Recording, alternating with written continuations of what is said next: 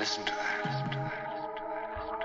How can she make a song written by a machine sound so beautiful, so beautiful, so beautiful, so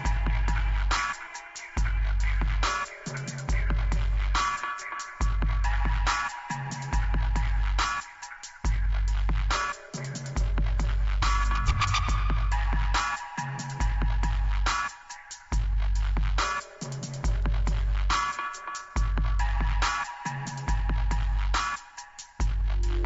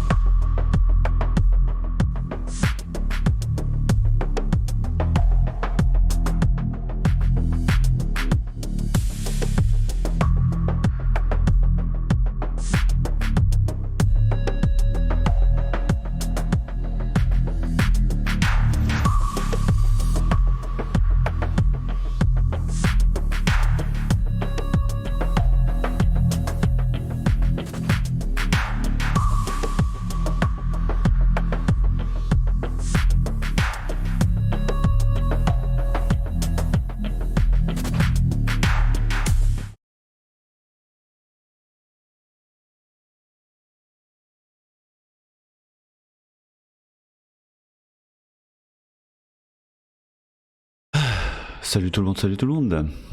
Alors, je vais tenter de faire comme ça pour qu'on m'entende bien. Alors, déjà bonjour à tout le monde, bonjour à tous. Merci pour les derniers followers justement là qui sont arrivés sur la chaîne Twitch. Hein. Je remercie tout le monde déjà. Alors, aujourd'hui, on va aborder un sujet, on va dire, qui vont vous servir dans l'audit de sécurité. Vous serez amené très souvent à utiliser des systèmes Unix ou Linux, notamment dans la sécurité informatique. Et bien sûr, après, il y a des outils aussi qui existent sous Windows, mais très couramment, c'est sur du Linux, vous allez faire vos audits.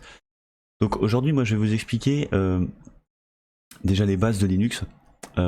Pour ceux qui ne connaissent pas du tout, qui ne maîtrisent pas du tout les systèmes Linux, je vais vous expliquer les bases et les commandes à connaître, le minimum de commandes en fait, hein,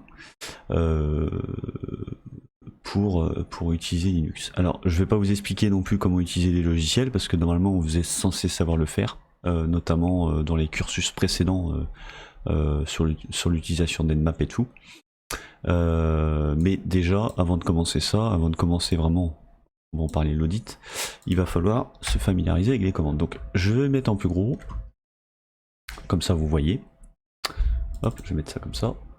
Ouais, alors du coup c'est un peu trop, voilà.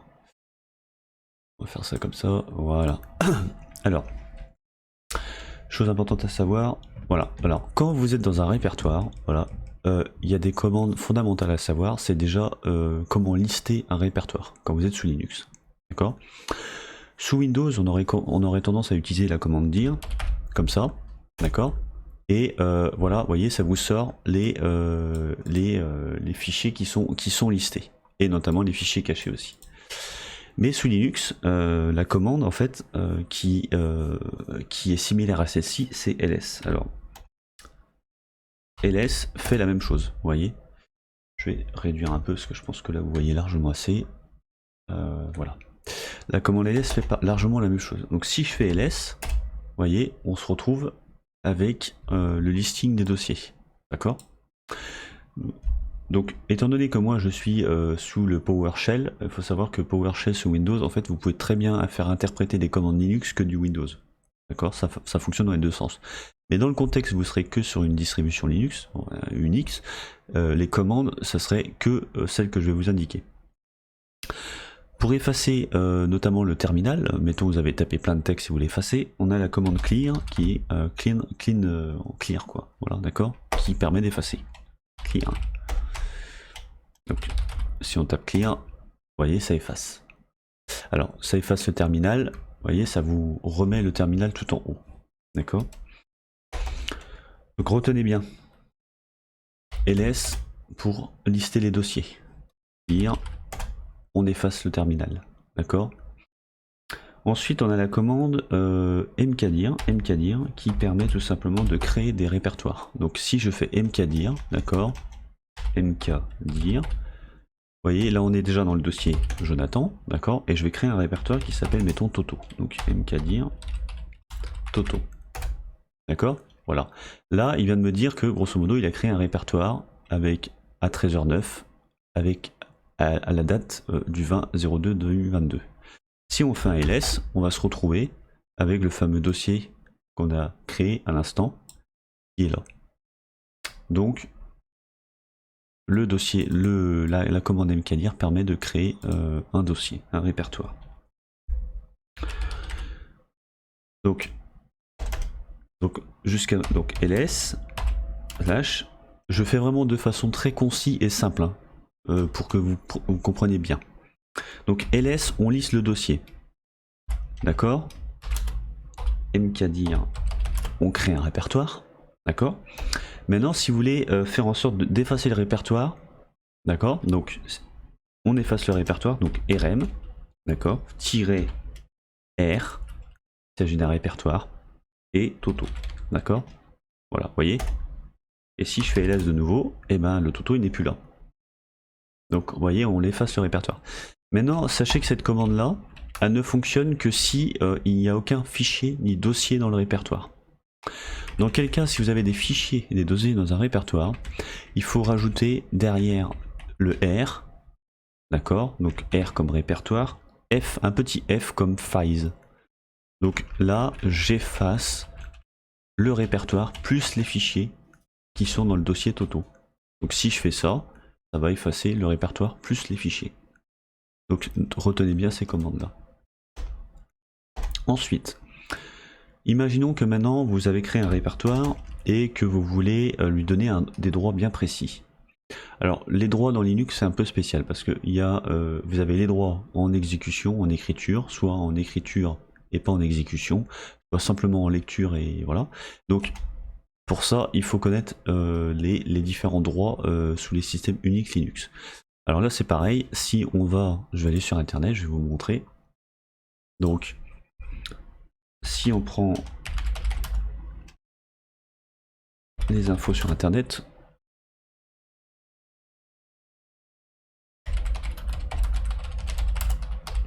on va taper les différentes choses. Alors voilà,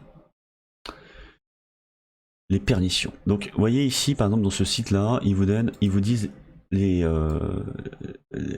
droits qu'on peut mettre en place dans des fichiers, dans des répertoires et sur des liens, d'accord? Des liens, c'est-à-dire que c'est des liens symboliques qui pointent vers un autre dossier, mais on appelle ça des liens. Et donc voilà, il vous explique. Donc on a différentes explications sur ce site.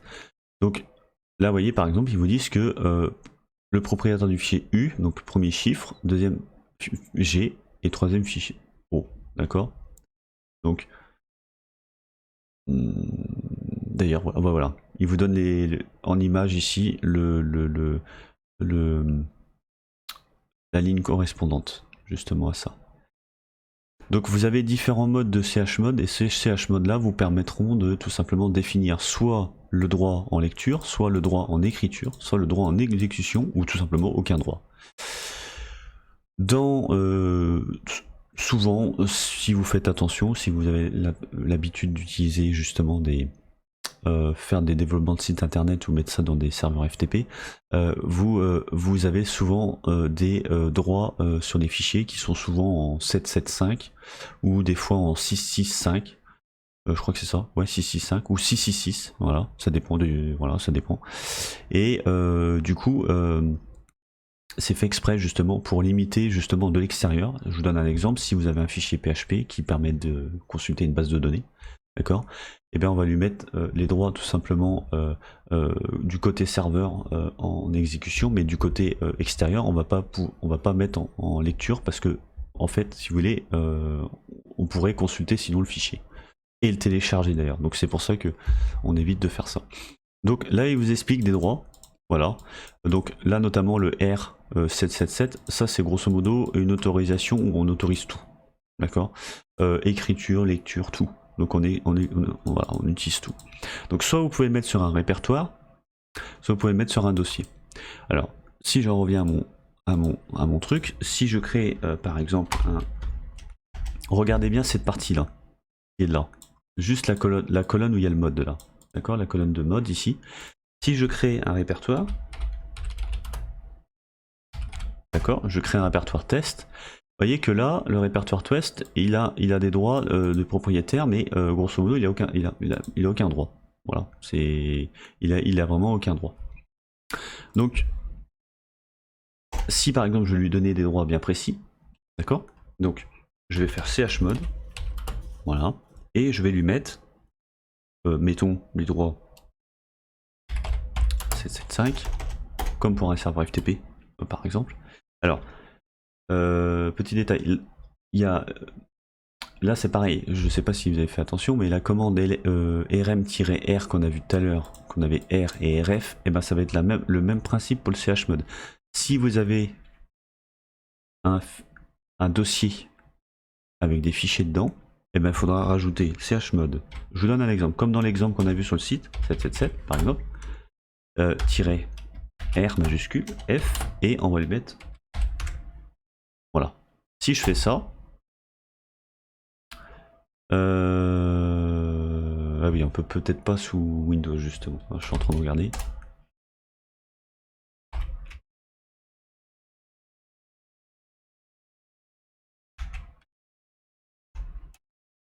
Ouais, c'est bien ce que je pensais. Voilà. Bon, pour faire simple, là, moi, je suis sous le subsystème, donc en fait, je peux pas vraiment définir de droit comme ça. Et vous seriez sous un Linux, d'accord? Vous seriez sur un Linux, vous devriez faire ça. Voilà. Pour autoriser les droits 777, donc global sur le dossier, plus sur les fichiers qui s'y trouvent. D'accord? Quand je dis fichiers, ça peut être des sous-répertoires, ça peut être des fichiers, ça peut être des images, enfin peu importe. D'accord? Donc on utiliserait cette commande-là. Voilà. Bon, après, le droit 77, donc le chiffre 777, est adapté en fonction de l'utilisation, enfin, en fonction de l'application de l'utilisation que vous en faites. D'accord? Donc c'est pareil, quand vous installez des CMS, il vous demande de mettre des droits bien précis sur les fichiers, point de vue sécurité, pour installer votre CMS. Des serveurs FTP, voilà. Donc retenez bien ça. Donc voilà. Donc ensuite, on a une autre commande qui est cd. Donc en fait, cd, ça permet de rentrer dans un répertoire, d'accord? Et là, on peut lui dire à cd, bah voilà, je veux naviguer dans tel répertoire. Donc comment on fait? Alors là, il y a deux cas de figure. Il faut déjà, pour pouvoir naviguer dans un répertoire, il faut savoir dans quel répertoire on est.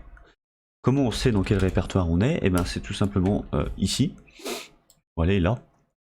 Là, je suis dans le répertoire user et Jonathan, d'accord? Donc, grosso modo, il faut que je me base sur ce principe-là. C'est-à-dire que si je veux retourner, par exemple, en arrière, d'accord? Mettons à la racine du système, eh ben, je vais faire cd. Alors, si je fais juste cd, en fait, on va revenir dans le répertoire home, donc dans le répertoire de l'utilisateur, d'accord? Donc, c'est la même commande pour sous Linux, hein, c'est la même chose. Si je fais cd avec un slash, vous voyez, là, je reviens à la racine du système. Je ne suis plus dans mon répertoire home, mais dans le répertoire racine du système. C'est pareil pour du Linux, hein, c'est la même chose. Maintenant, en partant sur ce principe-là, bah, je me dis, bah voilà, moi je veux aller dans Windows, System 32, etc. Sachez que là, c'est bon, toujours pareil, là on est sur du subsystème, mais si vous êtes sous Linux, c'est la même chose. D'accord? Mais je vous montrerai après sous Linux comment c'est la racine système Linux. Donc si je fais cd, d'accord, je veux rentrer dans le répertoire, et là je veux aller dans le répertoire Windows. Je vais commencer à taper les premières lettres de Windows, et avec la touche de tabulation, vous savez, c'est la petite touche avec les flèches qui sont comme ça, voilà, qui vont l'une au-dessus de l'autre, mais qui pointent, voilà, et ben, une qui va vers là, une qui va vers là, et une qui va vers là, et ben, vous tapotez plusieurs fois, donc la touche tab, et c'est ce qui permet tout simplement de sélectionner le répertoire. Donc si je fais première lettre de Windows, je commence à tapoter, voilà, et là il le trouve. Sous des systèmes GNU Linux, ça c'est une chose, c'est que des fois on peut avoir plusieurs répertoires à peu près du même nom, donc il faudra tapoter plusieurs fois sur la touche tab pour arriver jusqu'à avoir l'autocomplétion du dossier. Donc moi Windows, vous voyez, et là je rentre dans le dossier Windows. Si je fais ls, vous voyez que je suis plus du tout dans le même répertoire. Vous voyez, on était là et on est passé de là. Enfin, on est passé du racine à là. Et donc, vous voyez, on est dans un autre système de répertoire. Voilà. Donc après, voilà, c'est une question de navigation. D'accord? Vous voyez? Hop, et on navigue. Si maintenant je veux revenir dans mon home, bah, je vais faire cd. Et vous voyez, je reviens de nouveau dans mon système home. D'accord? Alors, maintenant, on a vu comment créer un dossier avec mkdir, mais maintenant vous pouvez créer des fichiers. Alors comment on crée des fichiers? Alors je ne sais pas si ça va fonctionner sur le subsystème, mais on va voir. Sous Linux, en fait, on aurait tendance à utiliser la commande touch, d'accord? Et le nom du fichier, on va faire test.txt pour voir. Non, vous voyez, ça marche pas ici. Ça ne marche pas ici, mais sous du système Linux, vous devriez faire ça. Vous faites ça et ça fonctionne. Alors, vu que c'est un peu chiant là de passer sous le système GNU Linux, je vais essayer de mettre ça sous du Linux.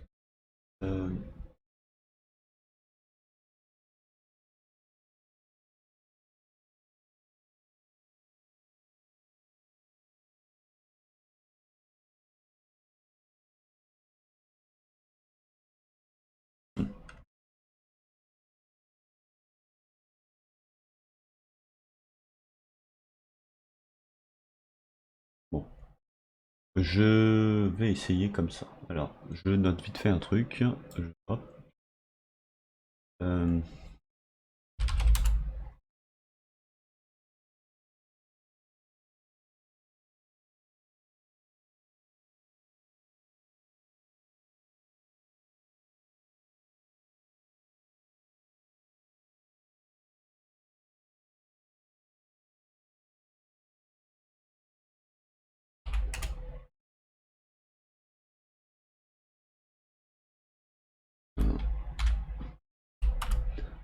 Je reviens à prêt à quitter, c'est ce que je suis en train de noter un truc pour pas que limiter le nombre d'informations quand même.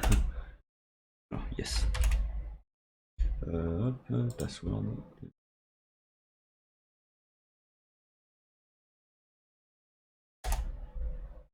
Voilà. Donc voilà, donc là je suis par exemple sur une distribution Linux, d'accord. Donc là si je fais ls, on n'a rien parce que justement dans le dossier home de cet utilisateur là, on n'a rien du tout. Donc je vais passer en mode route. Je vais passer en mode route.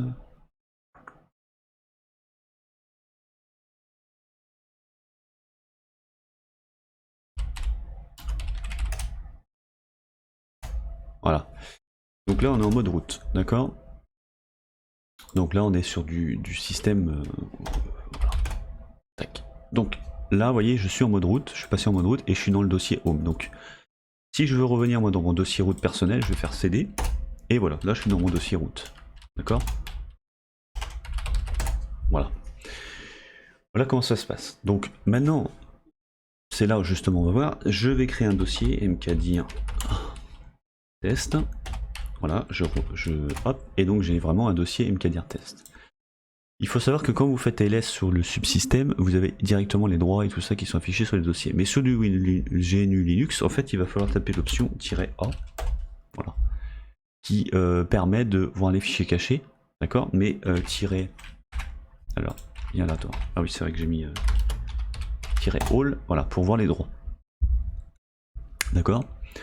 Donc on a la télécommande, la télécommande, je sais pas quoi, la commande ls-a qui permet de lister les fichiers cachés d'un répertoire,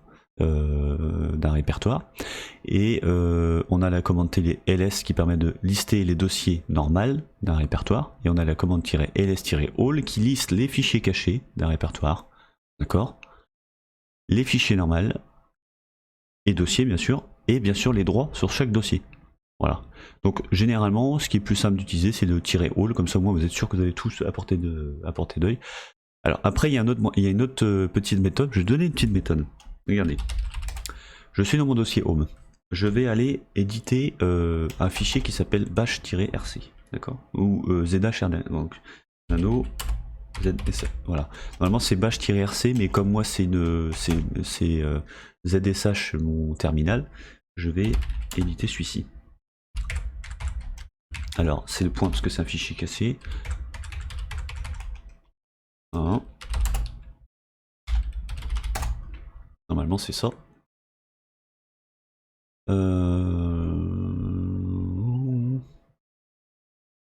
Ah, il est pas dedans, tiens. Bon, c'est pas grave. C'est pas grave.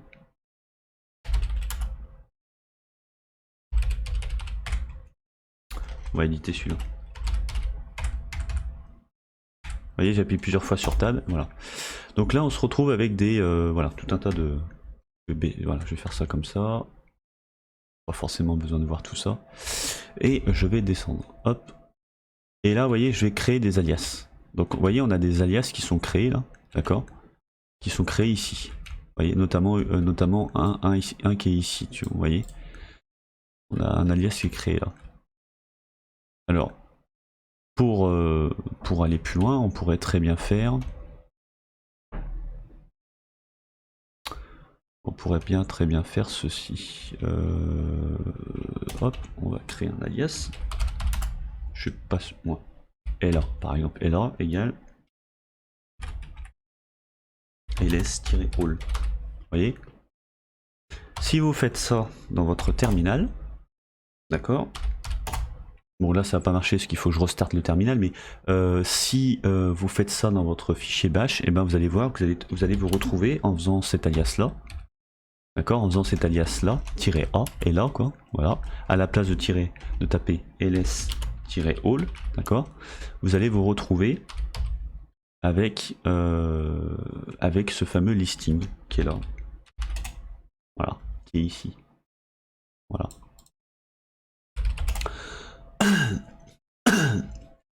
Donc tout à l'heure on n'avait pas pu créer le fichier ou le dossier. Le dossier on a pu créer mais le fichier on n'a pu le créer. Donc pour ça là on va pouvoir le faire maintenant, regardez. Donc si on fait ls, on a le dossier test, d'accord. Donc touch, vous voyez, touch, voilà. Et là je vais taper test.txt. Hop.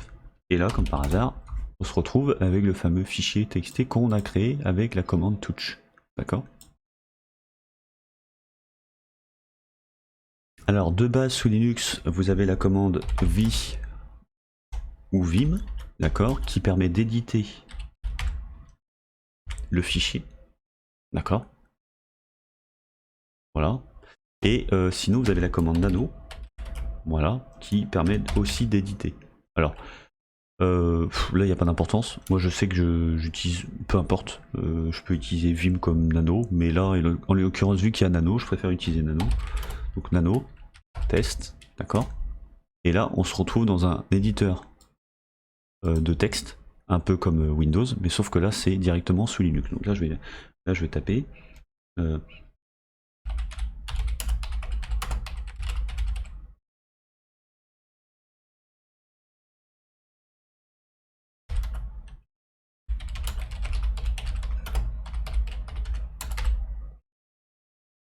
voyez, donc ensuite, vous voyez ici pour enregistrer, donc vous êtes en mode texte nano, donc si vous voulez enregistrer, vous faites CTRL, d'accord, plus X, et là il vous demande, voulez-vous save modify buffer, voulez-vous enregistrer les modifications, et là vous faites yes, et vous faites entrer.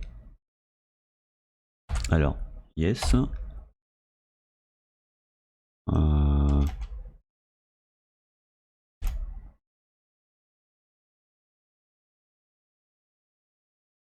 Alors, je suis peut-être pas en... Est-ce que j'ai tapé le... Ah mais oui. Je suis con.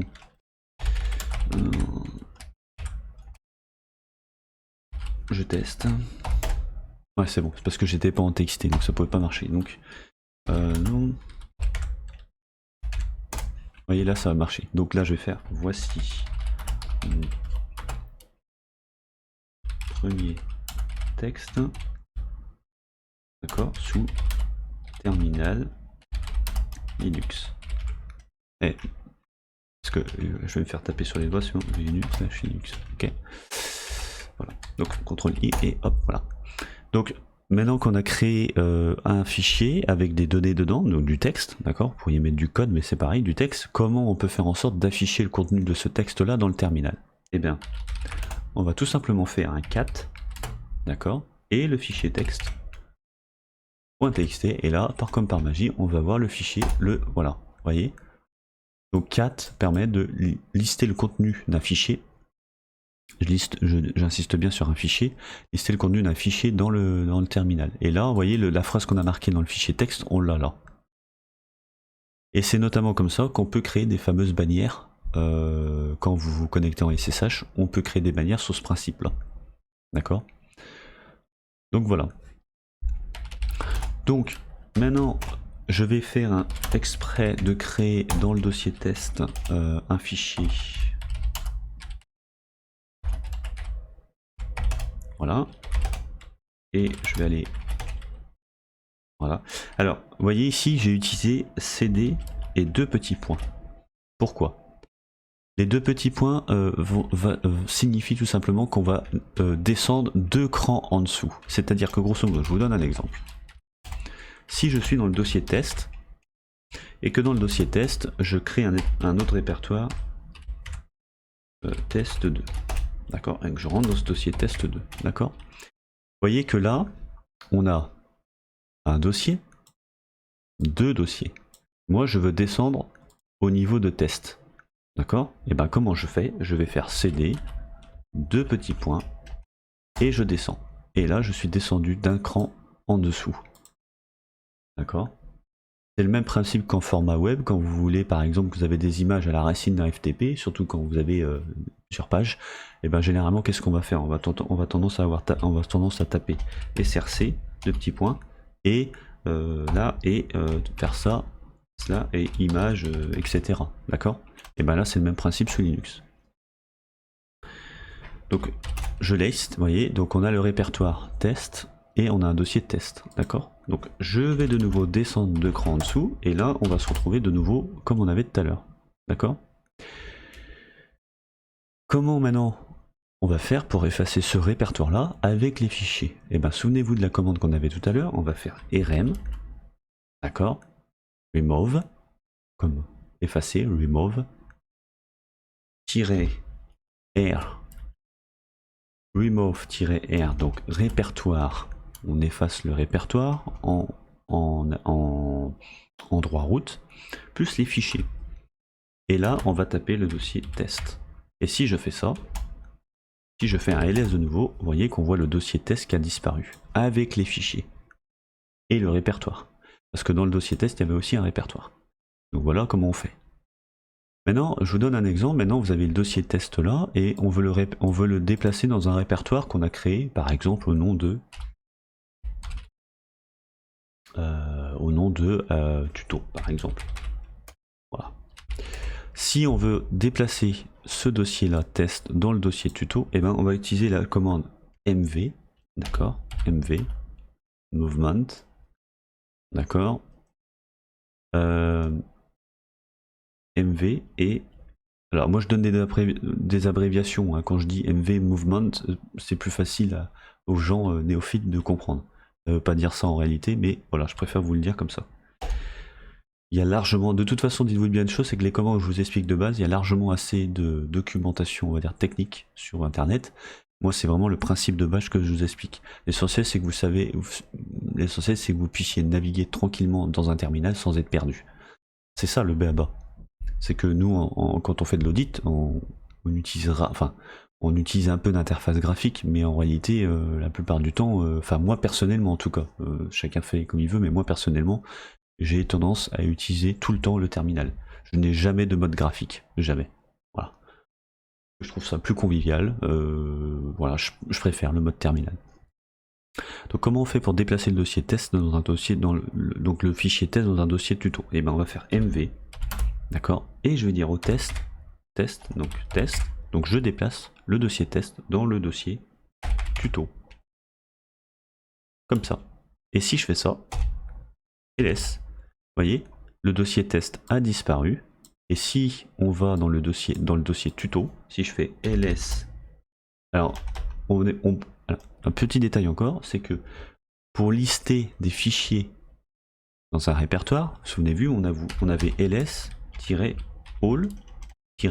et ls normal. Mais vous pouvez aussi le faire dans un autre répertoire autre que celui que vous êtes. Et bien comment on fait? Ben, c'est pareil, ls-all tuto.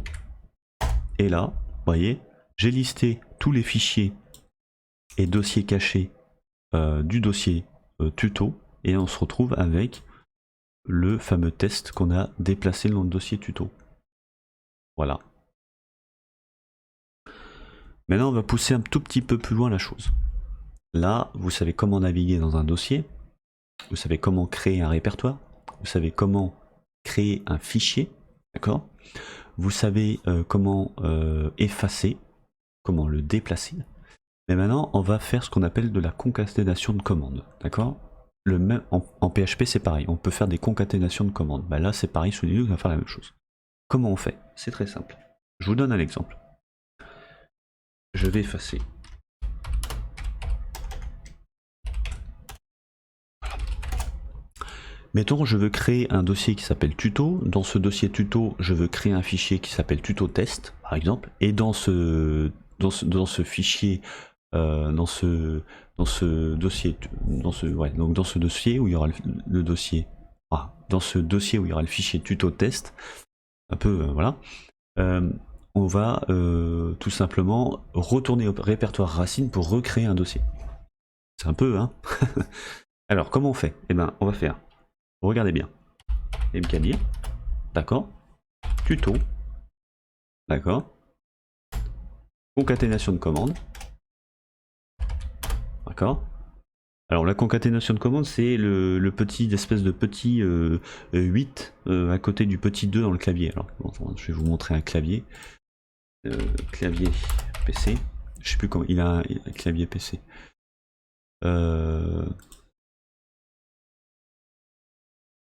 Oh, c'est pas ça que je veux.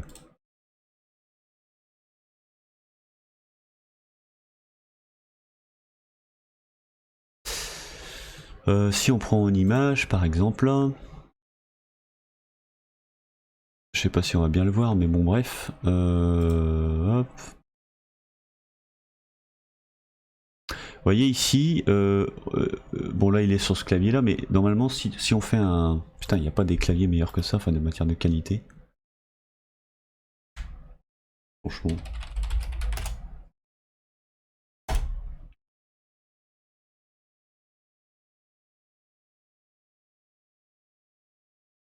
Ah voilà. Ce sera peut-être plus parlant ça. Vous voyez ici là, dans cette partie qui est là, on a le petit 2 du clavier là, et on a le 1 avec un espèce de... Je sais pas, franchement je sais pas comment on l'appelle. Hein. Avec un petit symbole comme ça. Bah ça c'est le et. Voilà, le et. Donc vous mettez deux petits et comme ça. D'accord. Donc là on lui dit quoi? On lui dit qu'on crée un répertoire. Dans ce répertoire là on veut créer un fichier. D'accord. Alors là vous avez plusieurs façons de le faire. Soit vous lui dites pas qu'une fois qu'il a créé le répertoire on va rentrer dans ce répertoire là. Soit vous faites cd. D'accord. Puisque plutôt. D'accord. Vous faites ça comme ça. Et là vous faites touch plutôt fichier.txt, d'accord. Ça c'est la première possibilité. Soit vous faites touch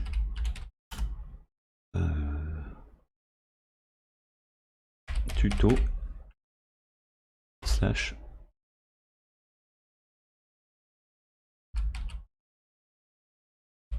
d'accord. Donc il y en a une où c'est une commande un peu plus longue et il y en a une autre c'est une commande un peu plus courte. Là c'est au choix, c'est comme vous voulez. Moi je vais faire comme ça. Ensuite, une fois qu'on a fait ça, eh ben, je vais tout simplement lui dire de faire un cd slash pour revenir à la racine. Je fais ça et dans ce truc là je vais dire mkdir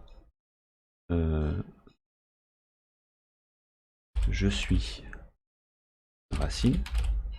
Voilà, c'est très con, hein, je suis racine. Tac tac. cd je suis racine.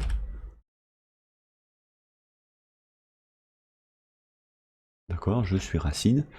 Et là je vais lui dire touch. Et là je fais racine. Hop. Touch. Merci.txt. D'accord. .txt. Voilà. Hop. Et là on va faire un ls-o.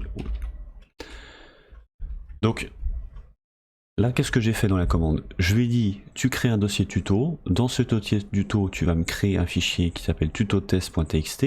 D'accord. Tu vas me faire un retour à la racine du système. Dans cette racine système là tu vas me faire un dossier d'AML.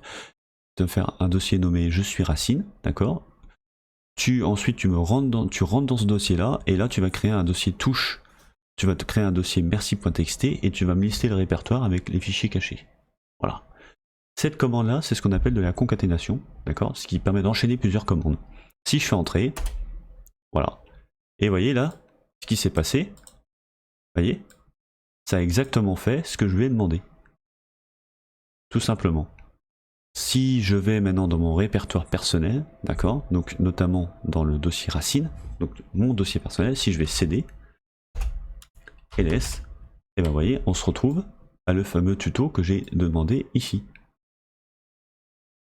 Et voilà comment ça, voilà grosso modo, comment utiliser Linux dans le terminal, de façon à pouvoir naviguer un peu comme vous voulez dans les dossiers, quoi. D'accord ? Créer des dossiers, répertoires, est-ce que vous voulez. Donc après, bah là maintenant, ce qu'il va falloir savoir faire, c'est comment mettre des droits dans des dossiers, etc. Et pour ça, eh ben, je vous réfère au site qui est là, qui vous explique comment tout simplement mettre des droits bien précis sur des répertoires ou des fichiers. D'accord?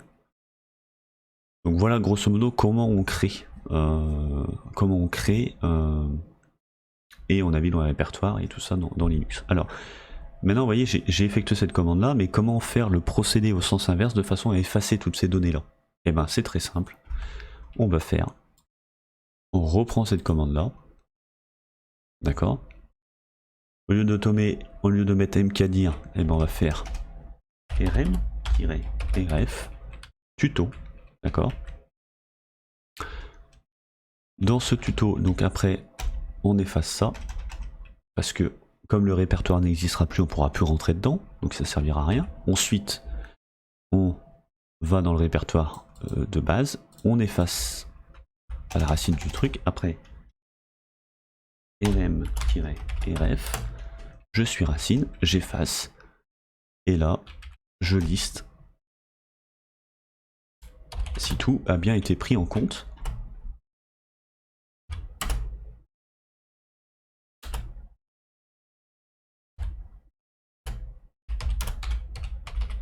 Attention, tac, voilà.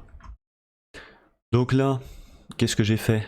Eh ben, j'ai effacé le fameux dossier je suis racine à la racine du système, et j'ai effacé le dossier tuto qui est à la racine de mon dossier personnel. Voilà. J'ai effectué la commande en sens inverse, tout simplement. Donc voilà comment on utilise concrètement Linux, voilà, en terminal. Donc on efface avec clean. Alors moi, si je sais pas si vous avez fait gaffe, j'ai beau taper sur les flèches du haut et du bas de mon clavier, il n'y a aucun historique qui est enregistré.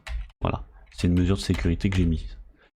Vous pouvez, avec les flèches de votre clavier, donc les flèches qui sont ici, notamment ici, là, vous pouvez récupérer vos historiques de commandes. Alors après, en matière de sécurité informatique, moi je vous conseille de ne jamais garder en historique vos commandes, même d'effacer les commandes que vous tapez. Et comment on fait ça? Et bien on va aller dans Nano. Voilà. Et dans l'its size et le in size, vous le mettez à 0. Tout simplement. Ça vous permettra de totalement éviter qu'on puisse faire les historiques commandes. Alors, maintenant il y a une commande qui existe aussi pour effacer vos historiques de commandes justement. Donc pour ça on va faire history-c.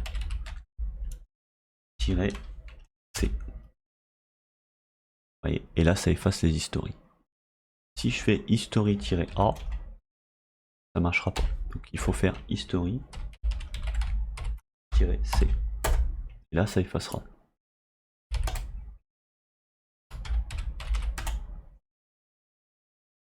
Vous voyez, c'est là. Donc normalement,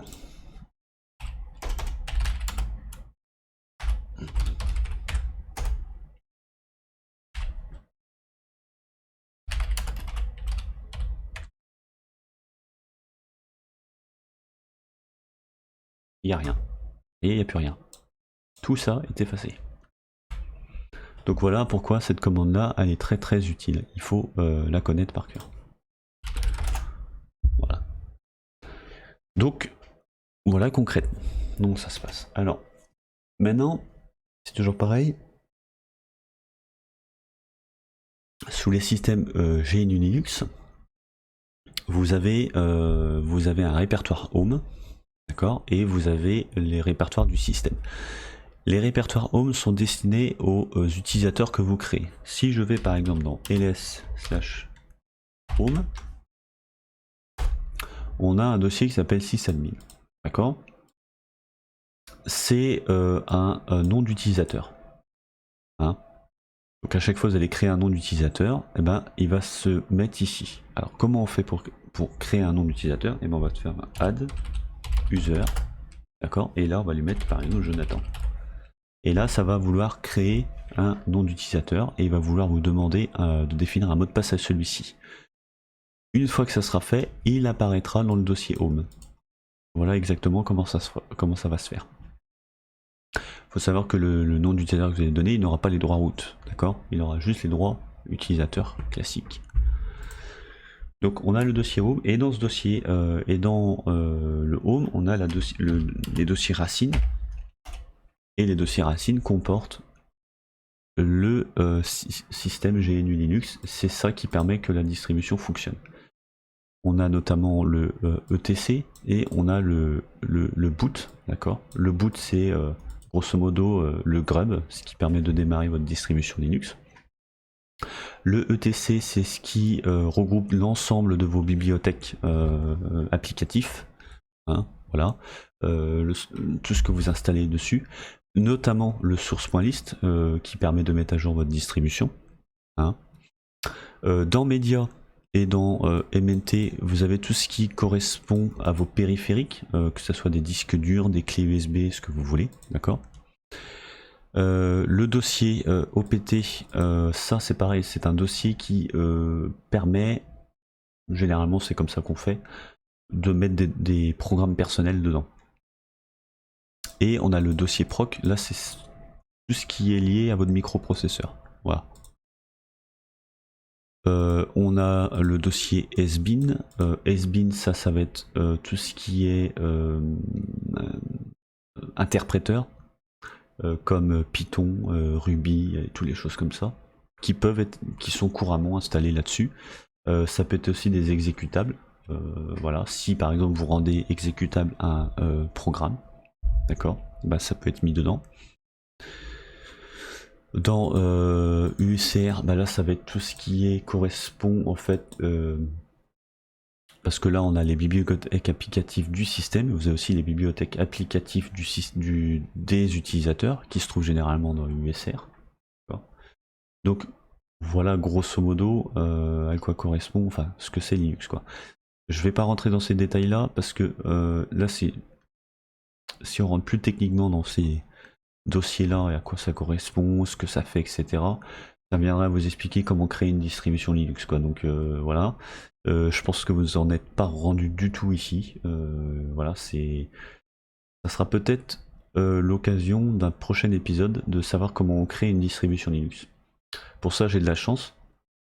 J'en ai déjà créé plusieurs d'ailleurs, et donc du coup je vais pouvoir vous expliquer ça.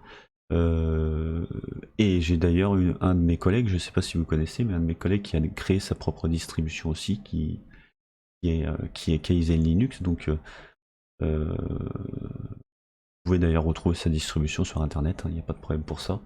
Donc il a créé sa distribution, en sachant que de base il connaissait rien à Linux, c'est moi qui lui ai appris une bonne partie. Donc c'est plaisant de voir que une personne auquel on a enseigné Linux s'en est sorti, même très bien. Voilà.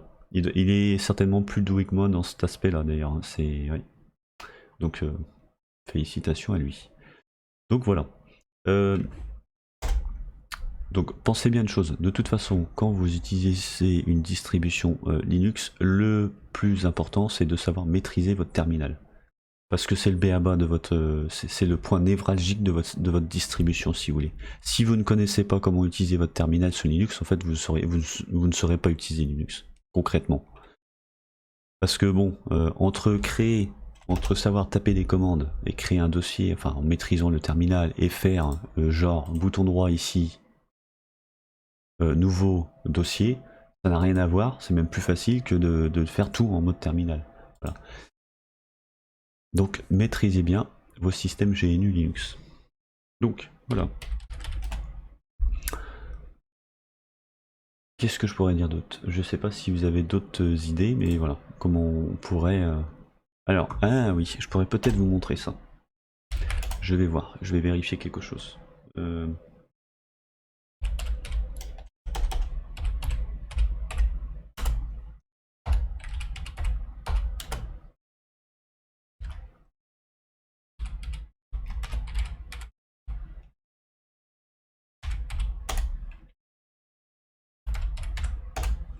Voilà, c'est bien ce que je pensais.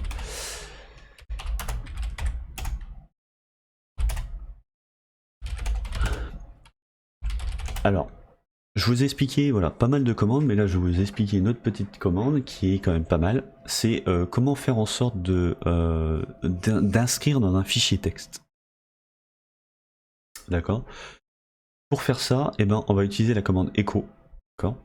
La commande echo va permettre de, grosso modo, de dire tu m'écris cette phrase là. Donc tu es en écoute, donc tu écris cette phrase là. Donc là, on va mettre ça, super. Je mets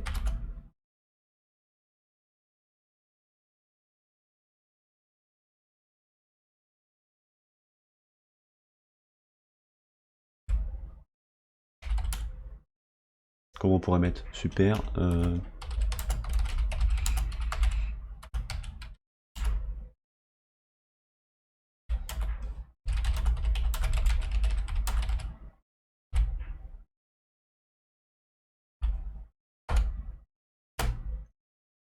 Donc vous voyez là je lui dis bah, par exemple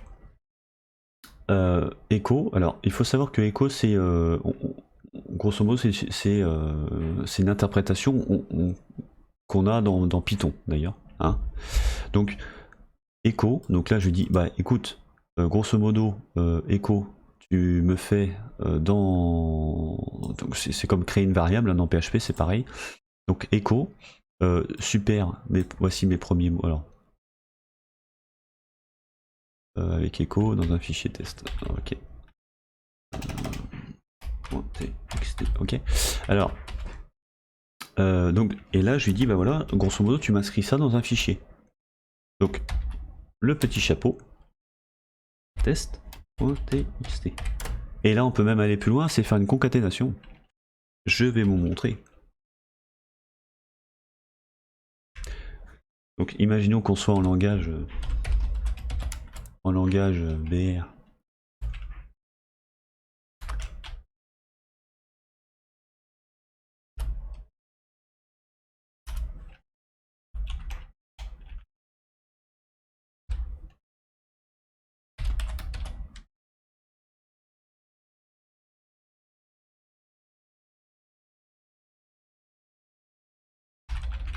Et là, je vais hop, hop.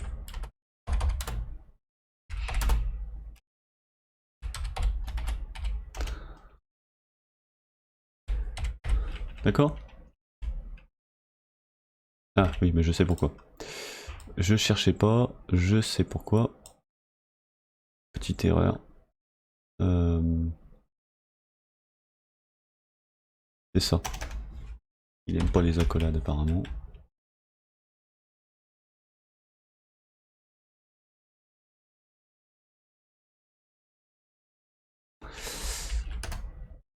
Voilà. Donc là, vous voyez, ça a marché. Ce qui n'a pas marché, c'est parce qu'il y avait ça, l'anti-slash qui permet de ne pas interpréter. Voilà, de faire passer ça, voilà, de ne pas interpréter. Et il y avait ça, les crochets, ça pouvait pas fonctionner. Alors après, il y avait ça aussi. Donc c'est peut-être pour ça que ça ne fonctionnait pas. Ça, je suis pas sûr d'ailleurs. Je crois que j'aurais pu le faire avec un anti-slash comme ça, le faire oublier. J'aurais pu faire ça comme ça. Voilà. Donc vous voyez, donc là, echo, tac tac, et après je lui dis de lister, enfin de me lire le fichier texte auquel j'ai inscrit des mots. Voilà, et il m'a ressorti exactement la phrase que j'avais notée entre les deux crochets dans echo, vous voyez. Donc ça c'est encore une autre commande à connaître. Donc, voilà.